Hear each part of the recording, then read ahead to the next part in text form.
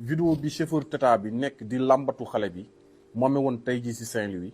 ñu déglu explication bi waa ji nga xam te ne moom moo filmé affaire bi nga xam te ne moom moo ko fekkee mu expliqué leen nan la demee mi ngi xewe woon tey fële ca Saint-Louis.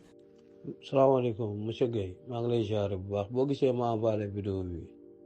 action bi sànq la woon si bis bi ma jugee woon xale yu jàngi woon école lanu waa ji doon def lii xale bi ma demee ba gëstu ko ndeke moom itam day dawal bis comme ay moroomam ma lay maanaam boo gisee ma envoyé maanaam comme yow ni nga nekk responsable si xale yi dafay am solo ñu leen koy envoyé seen waxtaan ngeen ko si boole dafay am solo waaw kii benn waaye bi ma ko laajtee enquête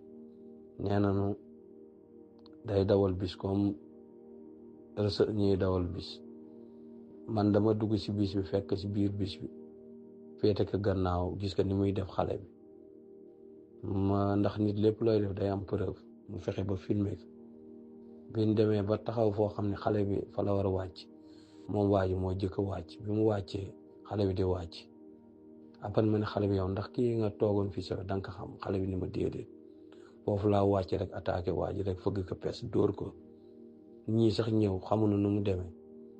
ñu yaakaar ni xëy na maag moom ñoo jote mais bi ma ko téewee dama ko dugalaat si bis bi ba nar ko yóbbu police ndax fi ma wàccee fi ma ko arrêté woon booru feela nu mu tudd booru nee noonu terminus wala nu jóge ma bëggoon naxal ko ba egg si Angaltal montage policiers yi nekk foofu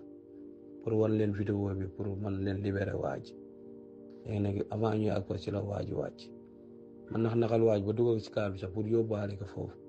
après fi ma nekk gars yi di expliquer ma leen di woon preuve bi waa ji tëb wàcc oto bi daw mais am naa preuve yu leer ni que moom mi ngi tudd Nogay Thiam am naa preuve bu leer naa ñu Nogay Thiam la tudd